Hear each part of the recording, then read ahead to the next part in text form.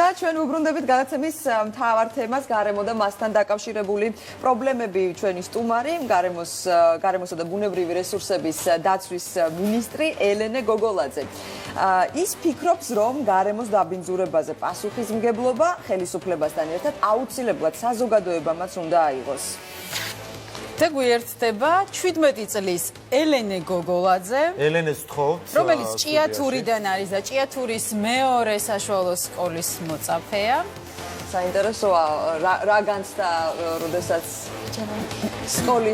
სკოლის მოსწავლე ხდები და თან მინისტრი ხარ? ელენე, აბა ქალბატონო მინისტრო, როგორია თქვენი გეგმები, იმიტომ რომ ამ მხრივ ჩვენ ძალიან ხშირად ვსაუბრობთ, საზოგადოებაში ძალიან ხშირად ისმის კითხვები ხო, გარემოს დაცვით პრობლემებთან დაკავშირებით და თქვენი გეგმა როგორია?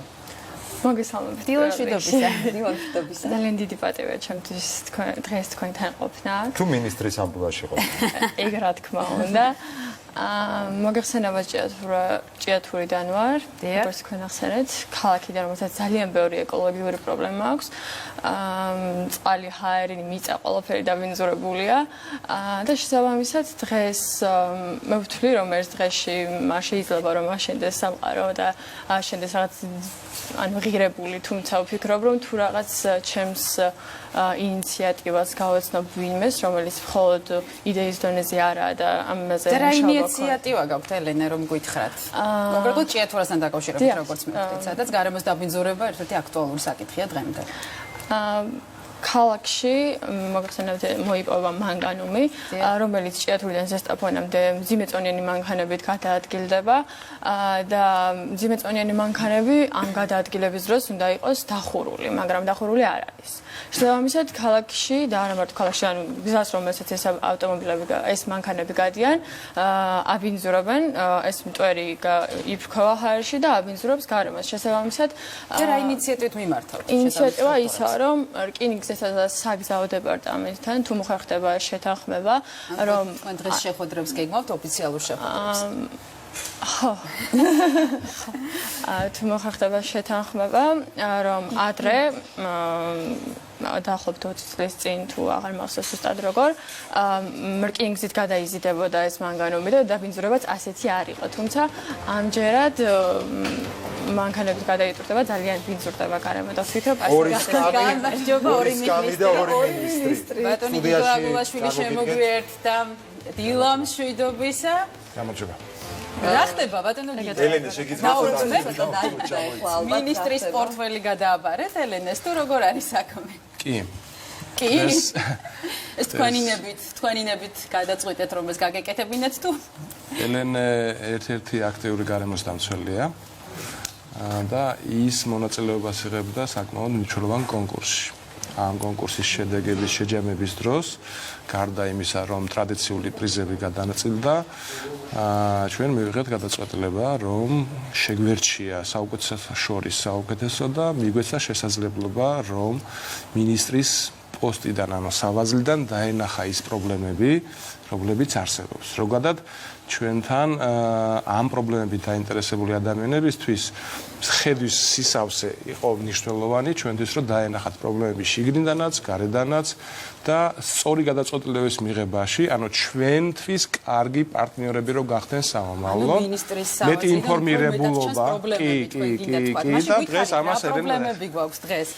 ვისაუბროთ პრობლემებზეც და მოგვარება ელენე რაში დაგეხმარება. თუმცა არა მარტო ჭიათურა, მოგეხსენებათ, რომ საქართველოში საკმაოდ ბევრი გვაქვს ჩვენ სივრცე, არეალი პრობლემებისა და მათ შორის, როგორც გითხარით, აი ელენე რასაც საუბრობდა ახლა ჭიათურაში, ეს არის სამთო-მოპოვებითი საქმიანობის დროს დაბინძურება.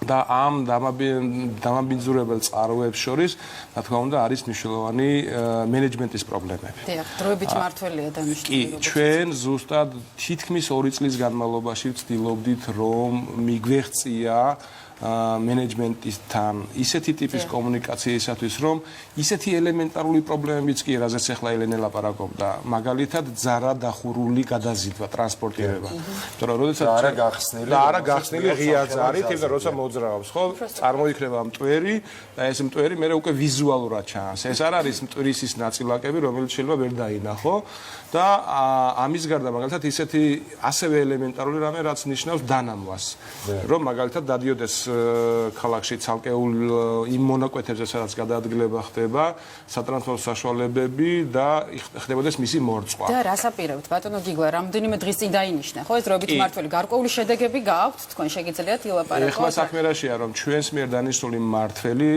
პროსტორეთ ჩვენს მიერ წარდგენილი და სასამართლოს მიერ დანიშნული თუმცა ამას გარკვეული კრიტიკაც მოყვა თქვა კომპანიის მენეჯმენტის მხრიდან. მე არ ველოდებოდი რომ კრიტიკა არ მოყვებოდა, მაგრამ მირჩევნია რომ ამ კონტექსტში მოყვეს კრიტიკა ვიდრე იმ კონტექსტში, რომელსაც მაგალითად წარმოადგენს ელენე და მისი მხარე, ანუ ჭიათურა და ჭიათურელები და ზოგადად გარემოს დაცვის პრობლემებით დაინტერესებული ადამიანები. ჩვენ ჩემი აზრით მივიღეთ საკმაოდ გონივრული გადაწყვეტილება, როდესაც ბალანსი მაინც საწარმო მუშაობს და ემუშავებს. საკუთრების უფლებას არავინ არ შეხებია და არც ვაპირებთ შევეხოთ. სამუშაო ადგილები შენარჩუნებულია.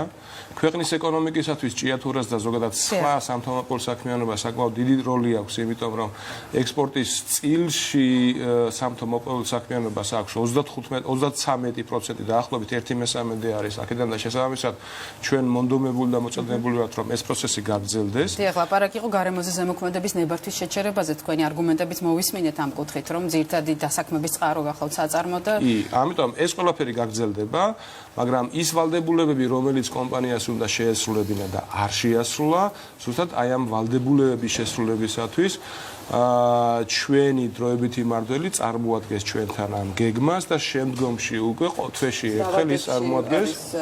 თუმცა ხო, კონტროლის მექანიზმია მთავარი, როგორ გავაკონტროლებთ? კანონის მიხედვით მმართველი თვეში ერთხელ წარმოადგენს განხორციელებული ღონისძიებების თაობაზე ინფორმაციას სამინისტროში და სამინისტრო იღებს გადაწყვეტილებებს დაუშვათ იმასთან დაკავშირებით, როგორ მიდის პროცესი. ამ გადაწყვეტილებით შეიძლება ითქვას, რომ სამინისტრომ გაზარდა თავისი პასუხისმგებლობის ხვედრითი წილი და თუ დღემდე შეიძლება და ითქვას, რომ სამინისტროს პოზიცია იყო მაკონტროლებლის მენეჯმენტთან და გამოიხატებოდა დაჯარიმებებით, ადმინისტრაციულ თუ სისხლის სამართლებრივი დევნის ინიცირებით, ამ შემთხვევაში უკვე პრაქტიკულად შეიძლება ითქვას, რომ სამინისტრომ გაიზიარა მთლიანად პასუხისმგებლობა, თავის თავზე აიღო პასუხისმგებლობა. თუმცა ახლა დანიშნული ministri, როგორც ამბობს, აუცილებელია, რომ ხელისუფლებასთან ერთად საზოგადოებამ გაიაზროს საკუთარი პასუხისმგებლობა ამ მიმართულებით. და ვთქვათ, ეს თქვენი იმ საქმეებიდან გამომდინარე, რომელთანაც შეეხება გაქვთ, ვთქვათ,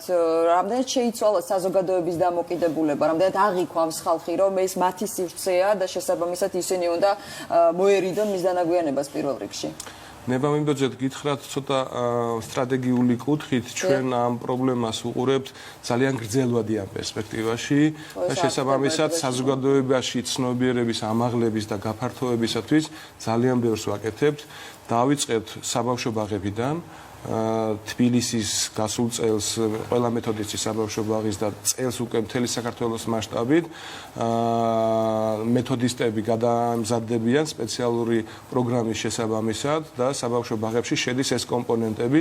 ჩვენ გქონდა შესაძლებლობა რომ მოგვესმინა წელს უკვე 3-4 თვის შემდეგ რაც ეს კომპონენტი შემოვიდა ბაღში. ანუ რა გულისხმობს ეს კომპონენტი როგორ? ბავშვებმა უკვე იციან გარემოს დაცვითი პრობლემების თაობას. ბავშვები ლაპარაკობენ ისეთ ენაზე, ისეთ ცნებებზე, ისეთ კატეგორიებზე რომ მე ხედავდი მათი მშობლებს, როცა თბილისში ხდება დედაქალაქში. ეს იყო თბილისში და ახლა ვრცელდება რეგიონებში.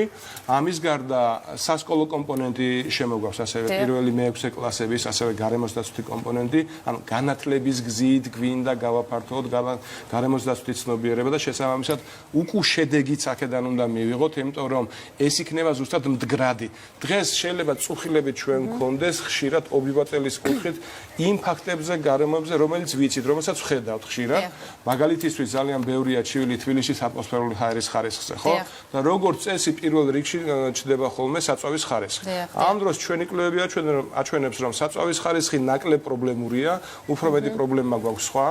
ჩვენ მაგალითად ევროპის ქვეყნებში არის სპეციალური ფილტრები, რომლებიც ავტომობილებს უყენიან, რაც ვთქვათ საწვავის ამ გამონაბოლქვის გაფილტრას უზრუნველყოფს ეს. კიდევ ერთხელ აიყურეთ, ზუსტად მე იმის თქმა მინდა რომ ჩვენ უწყებათა შორის კომისია შევქმნით, ამ კომისიამ მოამზადა თბილისში ატმოსფერული ჰაერის ხარისხის გაუმჯობესებისათვის 50 პუნქტიანი გეგმა. იქ არის კატალიზატორულ გარდაქმნებზეც, იქ არის საწვავის ხარისხზეც, იქ არის ავტოპარკის გაახალგაზრდებას ლაპარაკი, მაგრამ მაგალითისთვის ერთ-ერთი ძალიან მნიშვნელოვანი ფაქტორია ქუჩების გამტარუნარიანობა, ურბანული სწორი დაგეგმარება, დაუშვათ მშენებლობის დროს იმ ტექნოლოგიების გამოყენება, რომელიც ხელს უშლის ემისიებს, მტრის ნაწილაკების გაფანტვას. ბატონ გიგა, ის გვესმის ბოდიში გაწყვეტებთ გეგმები, პროექტები, შედეგი როდის გვექნება? შედეგები ჩვენ ქონდა ცოტა ხნის წინ პარლამენტში, მაგალითად რახან თუ ხაერს ვეხები. ძალიან მოკლედ ხო რომ. კი ბატონო, პრეზენტაცია და ამ პრეზენტაციაზე ვაჩვენეთ სად მივდივართ. რა ცვლილებები გვაქვს უკვე დღეს? ერთის მხრივ როგორ ვაუმჯობესებთ მონიტორინგის ქსელს და მეორე ფაქტობრივი შედეგები რა არის. მაგალითისთვის გეტყვით, ხო? ერთ-ერთი მტკივნეული პრობლემა არის მძიმე მეტალი, ტყვის შემცველობა ჰაერში და შეგვიძლია გითხრათ მე თამამად, რომ კვლევები აჩვენებს, რომ მისი ოდენობა ჰაერში ეტაპობრივად და მნიშვნელოვნად მცირდება. სკოლებზე ილაპარაკეთ პროექტებზე. ელენესაც რო ვთქვა, 1-2 სიტყვა. ელენე, როგორი ემოციები იყო? როცა გაგანიცადე. რო გაიგე რომ მინისტრი გახდები ერთი დღით. ეს იყო საოცარი გრძნობა მართლა, აი საერთოდ რომ არ მოელი, აი ესეთი რამე იყო ჩემთვის და მართლა დაუვიწყარი ის დღე იმ დღიდან მოყოლებული დღემდე.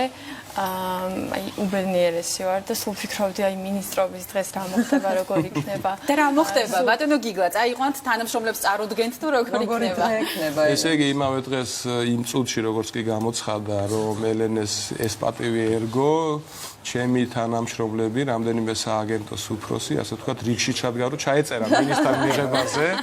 ეს ელენეს ექნება ინდივიდუალური მიღებებიც, ექნება კოლექტიური შეხვედრაც, გავალთ რამდენიმე ობიექტზე, ელენეს ექნება შესაძლებლობა. პირველი ობიექტი სადაც გახვალთ? მაგალითად ერთ-ერთი ობიექტი არის ჩვენი საშენი მეურნეობა, ეროვნული სანაშენე მეურნეობა, სადაც ჩვენ გამოყვავს 104 სახეობის ნერგი, რომლებიც მე ბუნებაში ხდება, რა თქმა უნდა. ჭიათური საკითხი მაინც პრობლემად რჩება ალბათ, ხო? შენთვის და ყველაზე მტკივნეულია. და როგორც მე მაცნობებენ, არა მარტო თქვენი თანამშრომლები არიან მობილიზებული პრინციპში ელენე გოგოლაძის მინისტრობის ერთი დღისთვის, არამედ ჩვენი გადამღები ჯგუფიც მობილიზებულია სტუდიაში და ჩვენ ელენეს გავაყოლებ ჩვენს იმედის დილის გადამღებ ჯგუფს იმისთვის რომ დავაკვირდეთ თქვენთან ერთად და მივადევნოთ თვალი აი მე ერთ დღეს რომელიც ელენესთვის ასეთი საპასუხისმგებლოა და ასეთი ემოციური როგორც თავად აღნიშნა და აუცილებლად შევძლებთ რომ ვნახოთ ეს ყველაფერი უკვე ორშაბათს იმედის დილაში უფრო დეტალურად შემოგვიერთდა ნატა შენი რეპორტაჟი იქნება ესე იგი ორშაბათს იმედის დილაში მაყურებელი ორშაბათს ნახავს ბატონ გიგლასთან არაერთხელ გვითანამშრომლია და განსაკუთრებით საინტერესო იქნება ჩვენთვის უკვე ორ გარემოს მინისტრთან ერთდროულად მუშაობა და აქედან 1-17 წლის კი ბატონო და რესპონდენტებს ხო თუ შეიძლება წავიდეთ და აი ასე გაცილებთ იწყება დატვირთული დღე დიდი მადლობა მობრძანებისთვის წარმატებებს გისურვებთ ელენე ორშაბათს კი ვიხილავთ ამ ყველაფერს რა თქმა უნდა იმედის დილაში ამაღლების კამპანია ყველაზე მნიშვნელოვანია სწორედ გარემოს დაცვაში, ხოლო სახელმწიფო ვერაფერს გახდება თუ ჩვენ თვითონაც არ დავიწყებთ. მე მგონი ესეთი ვთქვათ მოწოდება ჩვენს მოსახლეობას. დიდი მადლობა და